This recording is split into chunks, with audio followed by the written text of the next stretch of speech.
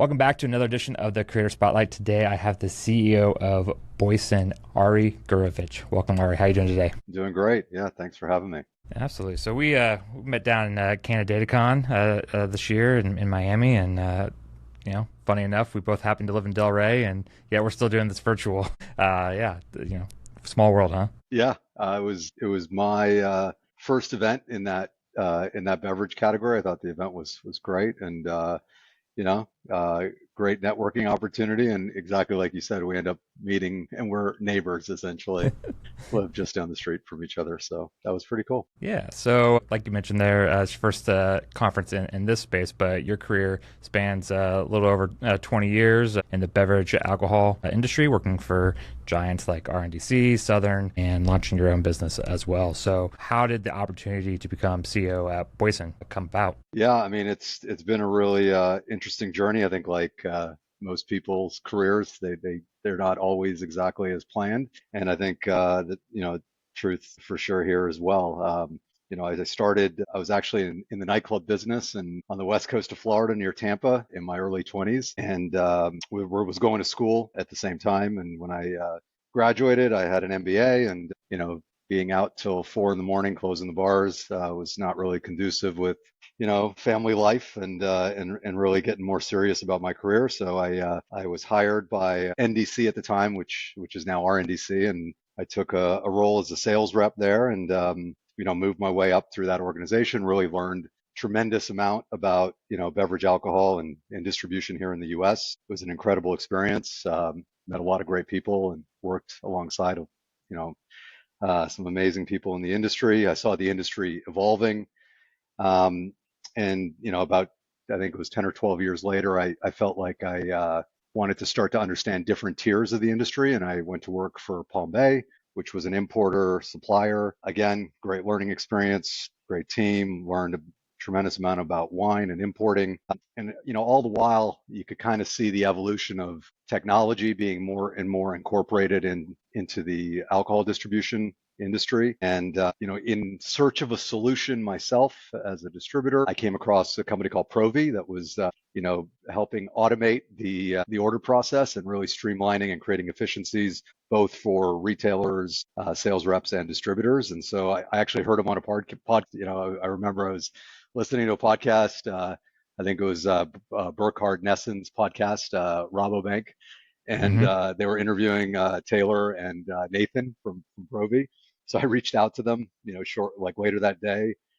We had a great conversation, and my goal was to bring him into the distributor I was at because I thought it would create great efficiency. Long story short, I wasn't able to bring him into that distributor, but I ended up coming and going to work for them and helping them build out their distributor network. That was probably the best sales job of my career, convincing them that, yeah, I can't get you at my own wholesale house, but I think I can open up, more wholesale houses around the country for you. But they took a shot on me, and it was an amazing ride. I had never worked for a startup before, I guess all the way back to the bars and restaurants and nightclubs. I guess those were all startups, but I had shoot almost 15, 20 years in kind of very, very large corporate kind of roles, and it was a new age startup, and so again, experience there.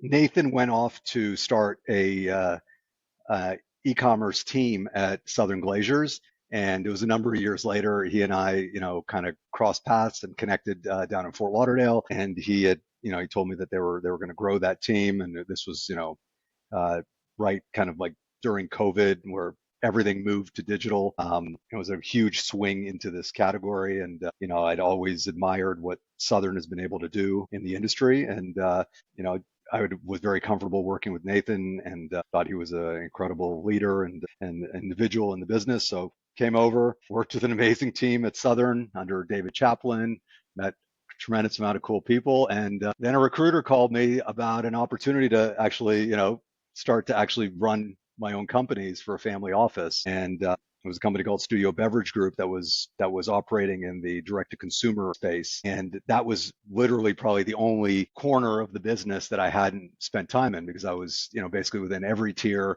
went to digital, worked with national accounts, and direct to consumer was obviously always out there. It was a growing percentage of the business. Of course, during COVID, it gained a lot of share in terms of overall category. So I went to, I took, that was it was a really tough decision because I was in a great place at Southern Glazers, but I took the chance. I figured that, it's not every day that you're going to get a chance to basically run a number of companies. And the family office was very open to kind of, and very flexible in whatever I wanted to do with the companies. I think they were Hmm. kind of a hands-off approach. So yeah, so that was about 3.5 years ago. Um, and again, the last 3.5 years, what I could say is like every piece throughout my career, I have always moved somewhere where I felt like I could learn. And without a doubt, the last 3 to 4 years, I have learned an incredible amount. Everything from areas that I had comfort in with leadership and management, but to capital management, cash flow management, running businesses, understanding compliance, dealing with all kinds of obstacles on a week to week, day to day basis. So I've been, I operated these direct to consumer businesses. They expanded. We saw an opportunity in non-alc, and a company called Boisson, which is where I'm at today. They had gone through restructuring last January, February. I got a hold of the founder, Nick Bodkins, and he and I had this great conversation where we really shared a common vision for what we thought was what we saw for basically the beverage categories as it was evolving within alcohol and then beyond alcohol into non-alc and functional. And the business model that Boisson was kind of looking to restructure under was very conducive to what the family office had a lot of expertise in. And so we got everybody together. We were able to put together a deal and recapitalize Boisson. We brought in an operator, a gentleman by the name of Trip Ray, who's also the president of the company. He really helped shepherd the restructuring process, bring the company back to what it is today, which is Boisson 2.0. And I was there to obviously support and help lead from the family office perspective. And here we are today. We launched a Buzz by Boisson marketplace in mid to late November of last year. That has since really exploded, and that was really focused on functional and hemp-based THC beverages. And that's what brought me to Canadaticon. Ian Dominguez that put that together. I got an invite. I was like, look, this is very timely, and that's how you and I met. And here I am today. That was 25 years in about 10 minutes, but hopefully that was entertaining or informative. Yes, absolutely. So answer the question perfectly. So there's a few things in there. So you mentioned, direct to consumer being a new challenge, like pretty much the only phase of the industry you hadn't tackled yet, and then the opportunity to kind of run your own business as well. Was there anything else that convinced you that moving into that role was the right move, or were those the two main drivers? Well, yeah, like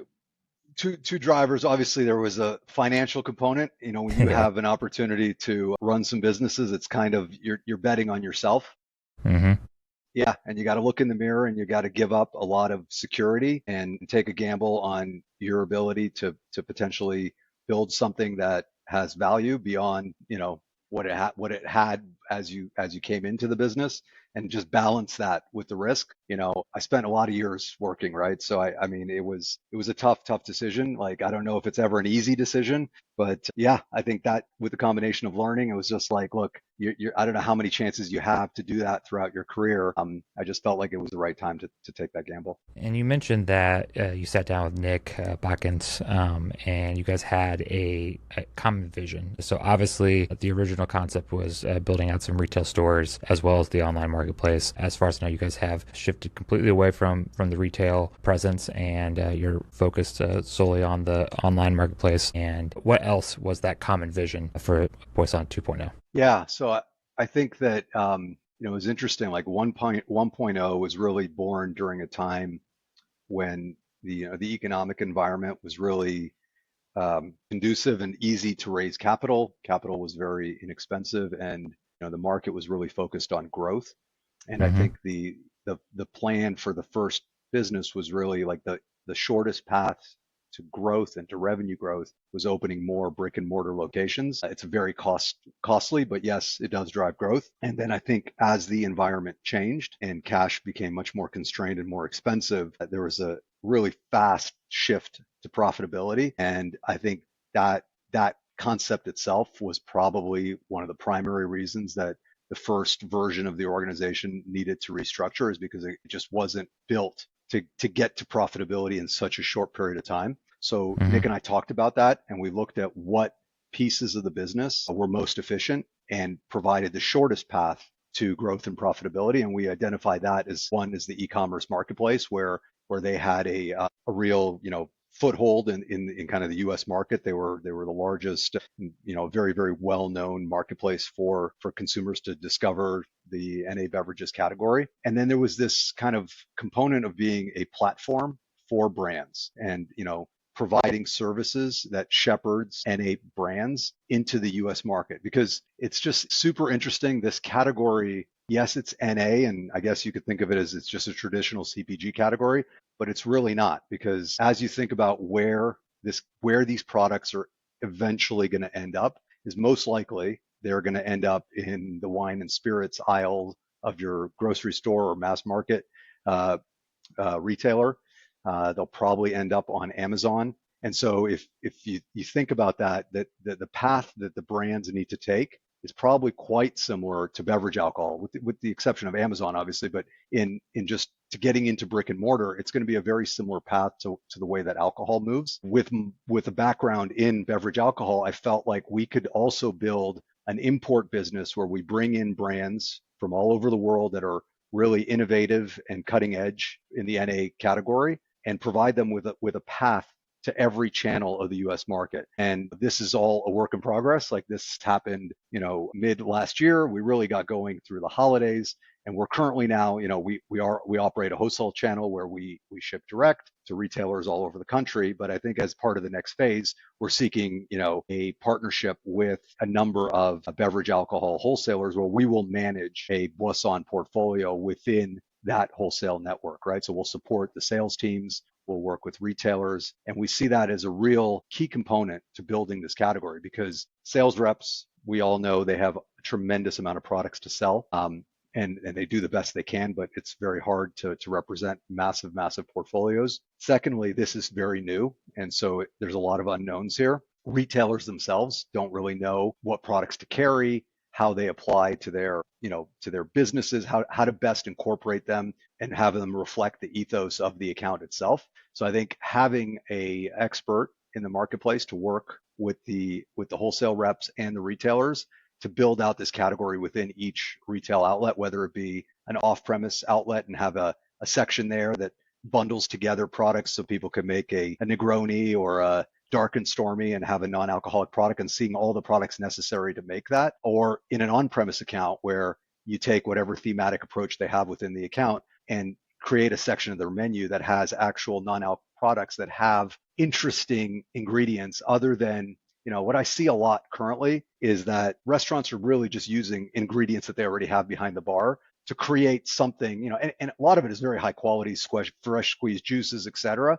But like adding a true and spirit proxy or wine or sparkling product, it just adds a layer that is so unique, so new, so different. And that's what I think would drive more and more consumers to the category, is they want to try some of these products. It's not just watermelon juice with lime and a little sugar and honey, right? It's got a product in there that is an artisan product that's been created to provide a flavor experience for the consumer. So understanding how to put that menu together is still very early days, and there's just not a lot of expertise in the category. And I think we could really help with that. So Nick and I both basically were finishing each other's sentences as we talked about, like, here's all the things we can do. And then the big one was functional. I was like, Nick, I've been in this business for 25 years, and I believe wholeheartedly that people drink for effect. You know what I mean? They don't just, like, yes, people like to drink for flavor, et cetera, but,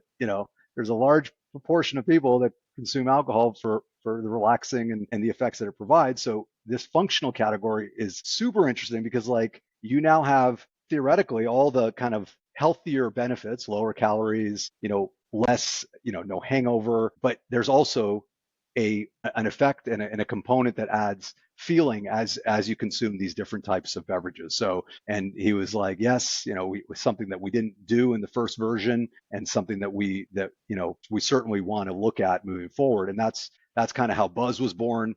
Trip, same thing, was very, very passionate about getting the functional category up and running, and being able to kind of utilize the back end expertise that we have at Boisson around digital marketing, building a brand, creating kind of that e-commerce online direct to consumer experience, and then just creating that exact same framework in the functional category. Yeah, so that leads us directly into the launch of Buzz by Boisson. You mentioned that you guys have seen quite a bit of expansion since the fall and winter last year. So kind of walk us through that process. How did you guys, you kind of mentioned it a little bit there, but, evaluating the opportunity to get into that category, and then, the challenges that are inherently involved in launching in this category. Yeah. I mean, I think it's still, the story is still very, very early days and still will be written. I think, there's an opportunity now for an early mover, which is what we're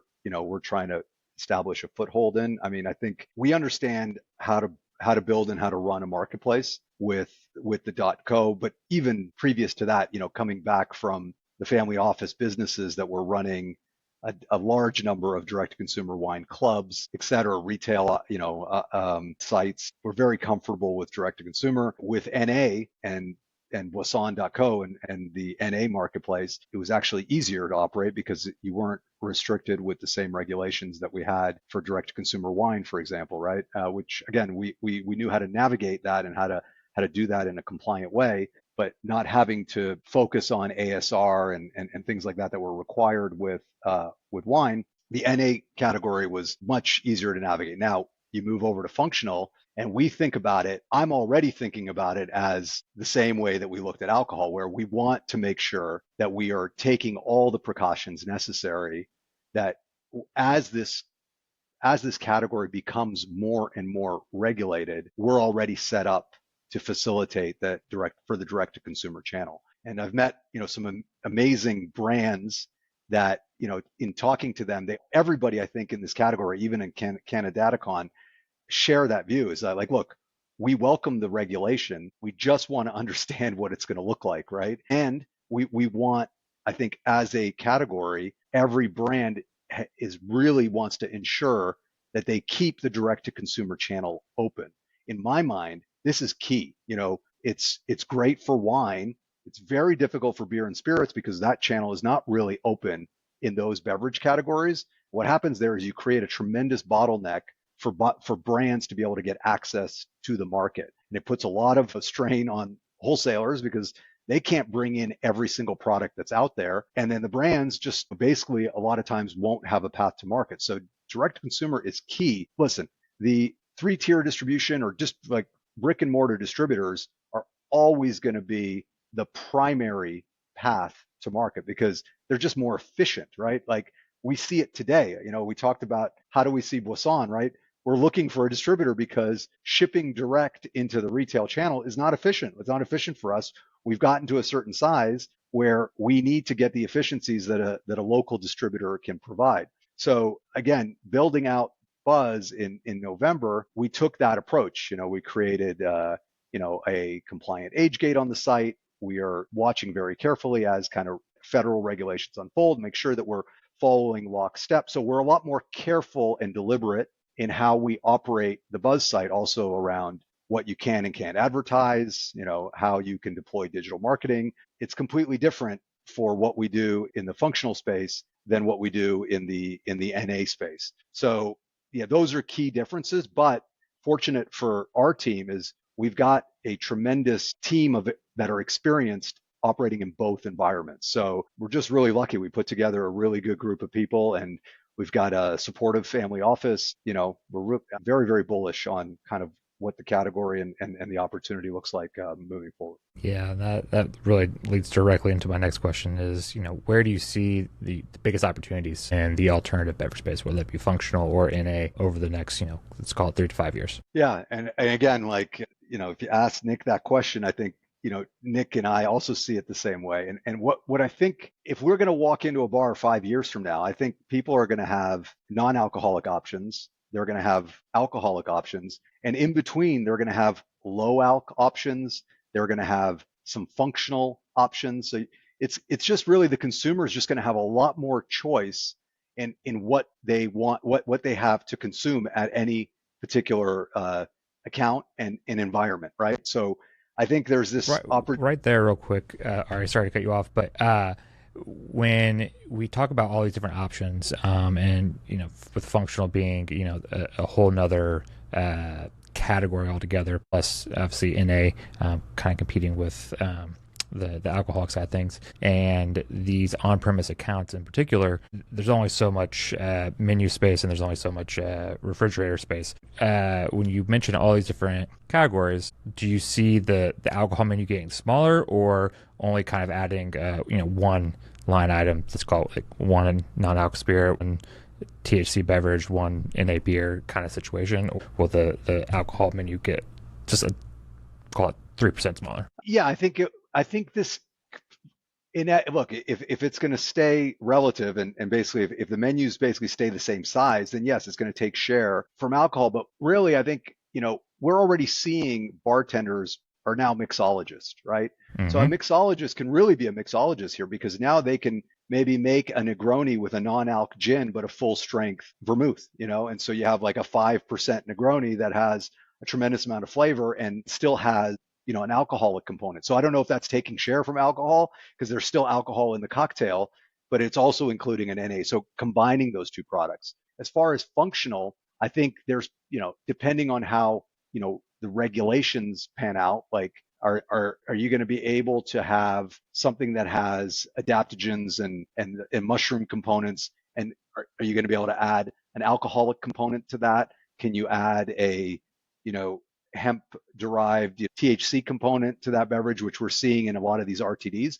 What I think is going to happen is like the RTDs are great because they're already doing it. They're just giving you a finished product. And I think that's going to be in every channel, right? You're going to see that in retail. You'll see that in on-premise, concert venues, events. But you'll also see a component where now you're seeing products like, the full-size spirits type bottles that are having a functional beverage in there. Whether I think nowadays is one that I've seen, and I think Breeze just came out with one. That product now per serving has 2.5 or so milligrams. You could now combine that with, you can make all different types of cocktails out of that product, both completely non-alc, potentially, depending again on how the regulations pan out, you could probably add alcoholic vermouth or some other mixer type product to that ingredient and have real like stuff that we haven't seen before. Yeah. It's always interesting when I see, I haven't found any THC options down here in South Florida yet No. on premise, but there are a decent amount of places that have NA options, which is pretty much always a single NA beer, which happens to primarily be Heineken Zero for the most part. But what I've always found interesting is that more places don't carry non-alc spirits, because it would seem a very easy way to add to the menu without having to take up refrigerator space, which obviously can be limited, especially in some of the smaller bars and restaurants. And a bottle can sit on a bar and make, 25, 30 drinks roughly. So I always found that interesting, that NA beer is very prevalent, but not NA spirits. Yeah, I would chat like whether it be NA or low, right? Like having a 5% Negroni on the menu, like I think you'd get some takers for that, especially people that are just trying to moderate. Maybe they've already had a couple cocktails, but they still want, that flavor profile. You could sell that for $12 to $15 down here in Delray. You can get that here all day. And instead of selling them or giving away a water to that customer or iced tea, you're selling them a $15 cocktail because they're completely okay. They don't necessarily want another full strength spirits product. They want just something a little bit lighter. And I'm with you. Like, I haven't seen the THC products yet on premise here. I think it's, again, I think it's just a matter of time. I think they're very applicable. I think they'd be very popular. Um, I haven't seen any kava products either in a traditional bar, which again, that's a whole different kind of component that adds functional effect to the beverage as it's mixed with teas and juices. So I think there's so many. Like I think as you start to look at functional, we're going to just see more and more of these type of products development because I think it just opens the door for innovation. Yeah. So I'd like to end the conversation with a couple things here. What's next for Boisson?